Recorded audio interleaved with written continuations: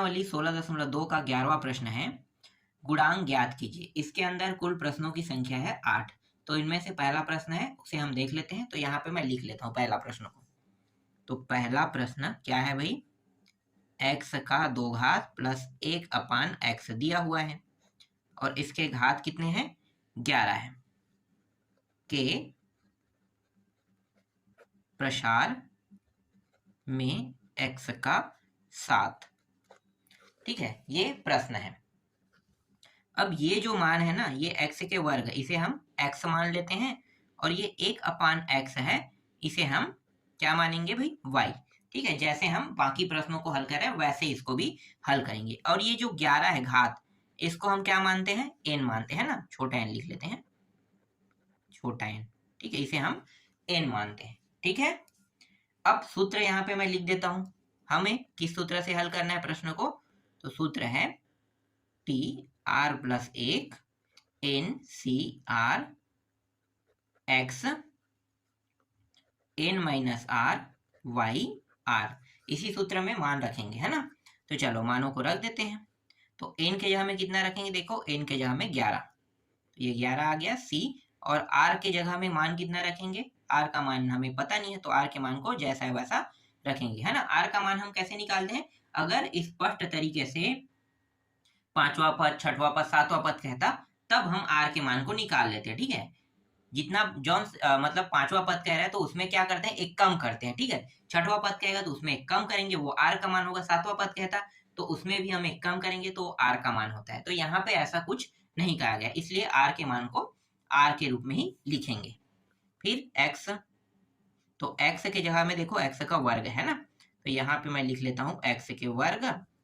इसके बाद n के जगह में 11 माइनस r, y के जगह में 1/x, तो ये रहा 1/x और यहाँ भी घात क्या है, r है, तो ये रहा 11CR।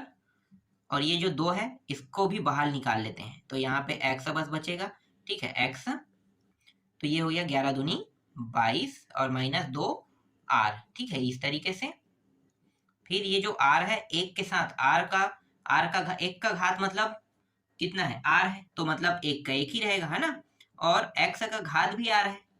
ठीक है, ये जो कोष्टक ये क्या बता रहा है कि एक का घात r और x का घात भी r है, मतलब ये पूरे कोष्टक के अंदर जो मान है उसका घात है, तो दोनों का घात r ही रहेगा। तो यहाँ पे एक का घात r करेंगे तो एक ही आएगा, है ना।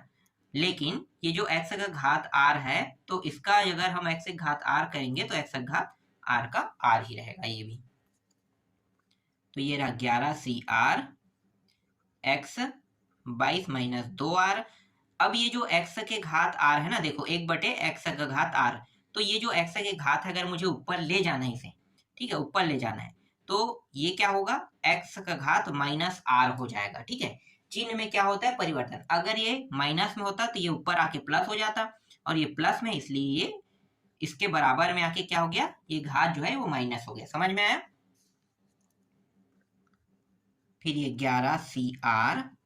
अब देखो ये x दोनों सेम है ना, तो क्या करेंगे, जब सेम सेम होता है तो घात क्या होता है, जुड़ जाता है, आप लोगों को पता होगा। तो ये x 22, ये भी माइनस ये भी माइनस, तो दोनों माइनस माइनस है, 3r हो जाएगा। ठीक, अब क्या करने वाले हैं भाई, अब r के मान को निकालने वाले हैं। तो r के मान कैसे निकालते हैं, r के मान निकालते हैं हम लोग x के 7 घात गुणांक के लिए। ठीक है, ऐसे ही करके निकालते हैं। और ये जो x के 7 घात है, ठीक है, ये समझ में आ रहा है नहीं आ रहा है, मैं आपको बता रहा हूँ। देखो x के 7 घात इस तरीके से मैं लिखूंगा। ठीक है, उसके बाद ये जो पूरा x वाला है ना, ये मान लिखूंगा। हमें सिर्फ x वाला लेना है, x का 22 घात माइनस 3r। अब देखो यहाँ भी x है, यहाँ भी x है, देखो बराबर के इस पार है ना, बराबर के दोनों आइट साइड में, अगर दोनों आइट साइड में है, इसका मतलब क्या है, ये x से ये x कट गया, बस घात बस रुकेगा।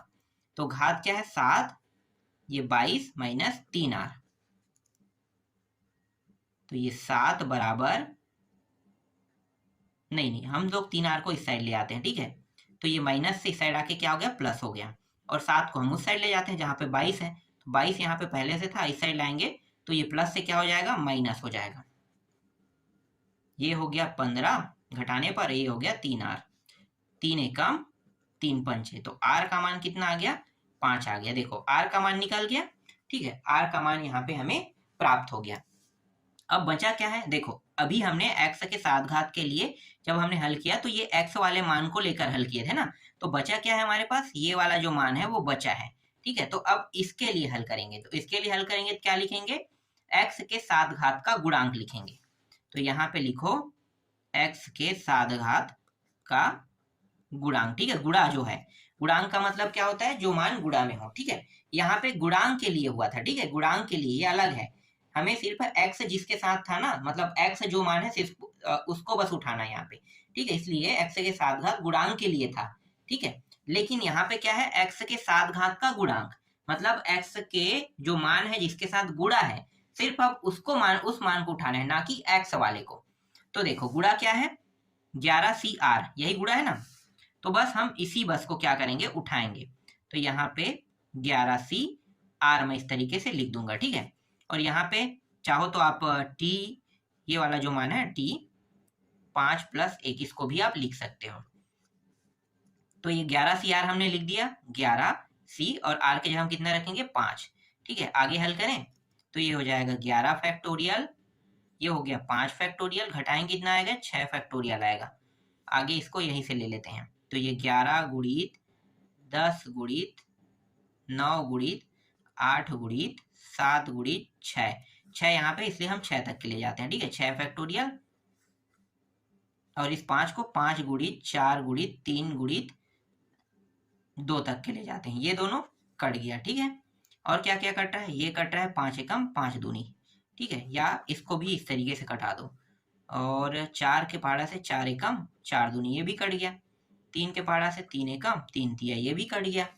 बचा क्या क्या, तो 11 बचा है, यहाँ से 3 बचा है, फिर यहाँ से 2 बचा है, और यहाँ से 1 मिनट 7 है ना, 11 नहीं 7 है, ठीक है, ये मान बस बचा है। अब इन सभी का गुणा कर देंगे, तो इन सभी का गुणा करने पर उत्तर आ रहा है 462, यही क्या है, इस प्रश्न का उत्तर है। तो इस तरीके से पहले प्रश्न कंप्लीट हुआ और आपको पहला प्रश्न समझ में आया भी होगा, ठीक है, जितना बारीकी से हो सकता था उतना बारीकी से मैंने आपको समझाया। चलो एक प्रश्न कोई भी और उठा लेते हैं, ठीक है, आपको और अच्छे समझना है तो एक आध प्रश्न और देख लेते हैं, लेकिन इस बार हम प्रश्न देखेंगे थोड़ा सा कठिन वाला। और एक चीज और बता देता हूं मैं यहाँ पे आपको, देखो x का घात यहाँ पे 7 है ना, अगर ये माइनस होता तब क्या करते, तो बस आपको करना क्या है, यहाँ पे इसे माइनस के साथ लिखना था, यहाँ भी हमने माइनस लगा दिया, ठीक है, समझ में आया, माइनस माइनस में इस तरीके से माइनस हो जाएगा, ठीक है। तो कुछ प्रश्न ऐसे जिसके ऊपर में मतलब जो घात है ना उसके ऊपर में माइनस लगा रहेगा, तो आपको क्या करना है, बस माइनस लगा तो माइनस के साथ आपको इस तरीके से, यहाँ पे माइनस है मतलब यहाँ पे भी पूरा माइनस इस तरीके से लिखना है, ठीक है। बनाने के तरीके एकदम ऐसे ही रहेगा। तो थोड़ा सा मैं कह रहा हूँ कठिन वाला देखने वाले हैं ना, तो थोड़ा सा कठिन वाला देख लेते हैं।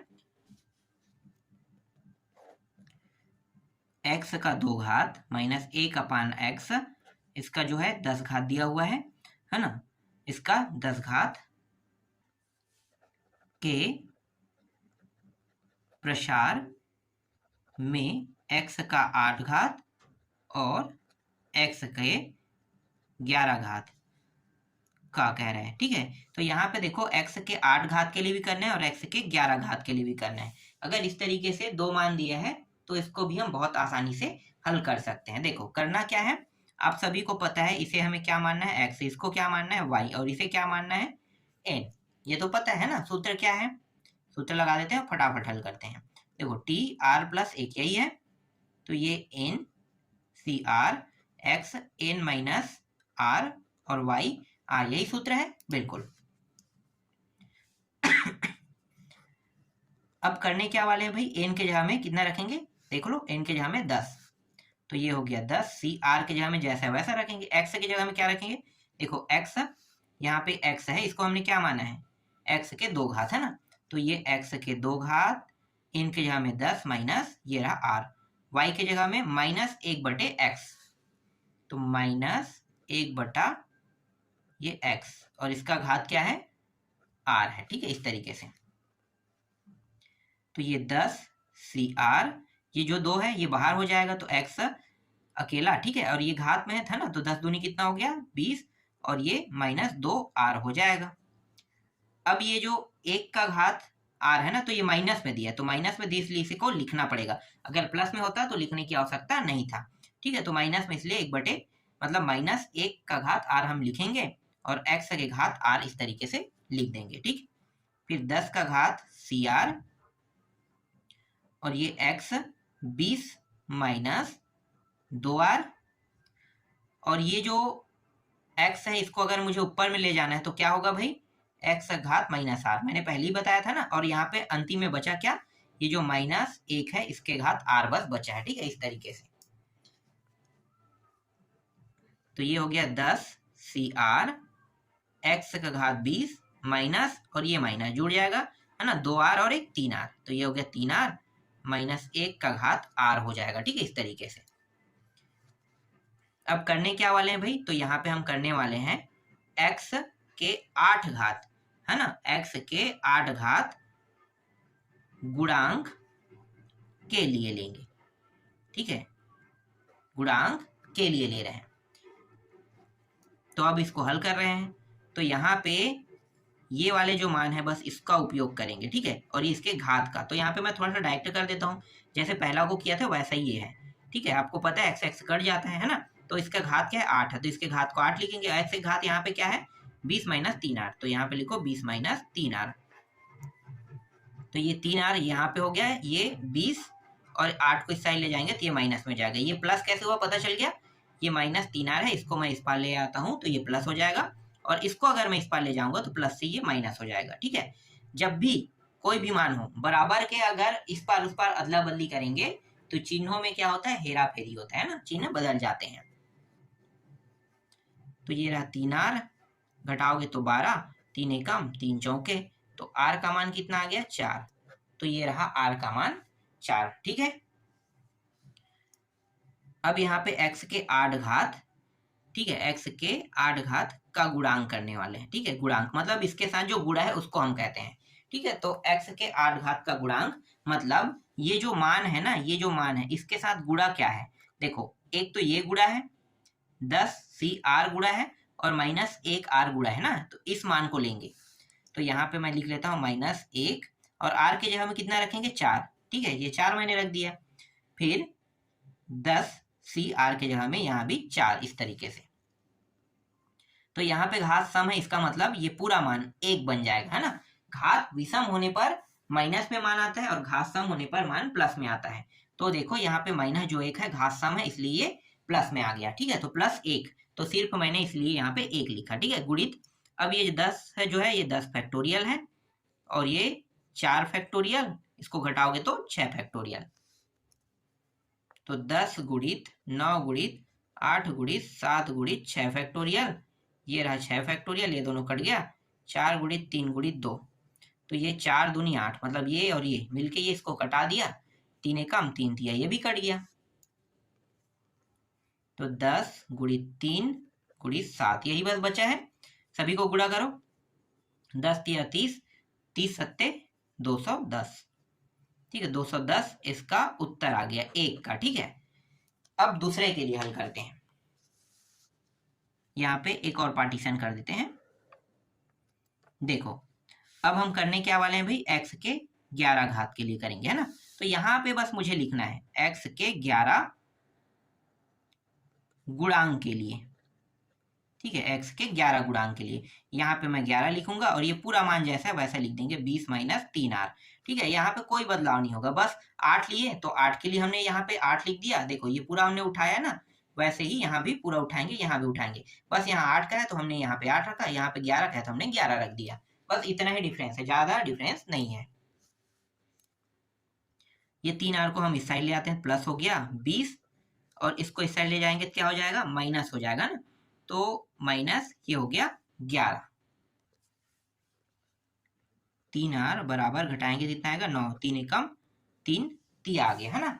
तो r का मान यहाँ पे कितना आया 3 आया, तो इसके लिए r का मान 3 लिख लेते हैं। ठीक है, अब यहाँ पे मैं आपको एक चीज बता देता हूँ, देखो यहाँ भी हमने r का उपयोग किया है, यहाँ भी r का उपयोग किया है, तो आपको क्या करना है, जब इसके लिए हल करेंगे तो इसको r न लिख के आप s भी बना सकते हो। ठीक है, चाहो तब, जरूरत नहीं है, आप ऐसे भी हल कर सकते हो। ठीक है, इसको बड़ा भी लिख सकते हो इसको छोटा आर रहने देना, ठीक है। यहाँ पे मैं छोटे आर में ही लिख रहा, मतलब छोटे आर ही लेकर हल कर रहा हूँ। आपको थोड़ा सा चेंज करना है कि छोटे आर को एक बार क्या करना है, छोटे आर लेना है और एक बार बड़ा आर कर लेना है, ठीक है। इससे क्या होगा, दोनों आर अलग अलग है ये हमें पता चल जाएगा। इसके बाद यहाँ पे x के 11 का गुणांक करना है, जो गुणा है ना, तो यहाँ पे -1 का घात 3 हो जाएगा और यहाँ पे 1 मिनट, ये 10 c और ये 3 हो जाएगा। देखो घात विषम है इसलिए क्या होगा, -1 रहेगा, गुणित 10 फैक्टोरियल 3 फैक्टोरियल, इन दोनों घटाएंगे तो कितना आएगा 7 फैक्टोरियल, फिर -1 गुणित 10 गुणित 9 गुणित 8 गुणित 7 फैक्टोरियल, और ये रहा 7 फैक्टोरियल, ये दोनों कट गया, 3 गुणित 2, तो ये 3 एकम 3 तिया 2 एकम 2 चौके, तो -1 गुणित 10 गुणित 3 गुणित 4, ठीक है। इतना ही बस इसमें बचेगा, तो 10 तिया 30 और 30 चौक कितना होगा 12, मतलब 120, है ना। तो ये आ गया 120 और आगे में क्या लगा है -1, तो -1 का गुणा करेंगे तो -120 आ जाएगा। तो ये क्या है, इस प्रश्न का उत्तर है। तो इस तरीके से आपका चौथा प्रश्न भी बन गया, ठीक है। जो कठिन हो सकता था उसे भी मैंने आपको एक सरल तरीके से बता दिया, है ना। अब मुझे ऐसा नहीं लग रहा है कि आप लोगों से इसके जितने भी प्रश्न हैं वो नहीं बन पाएगा, है ना। आप लोगों से बन ही जाएगा। तो बस आपको क्या करना है, ट्राई करके देखना है, आसानी से प्रश्न जैसे मैंने अभी आपको बना के दिखाया ना, बस वैसे ही बनाना है और ये प्रश्न आसानी से, सारे प्रश्न बहुत ही आसानी से बन जाएगा।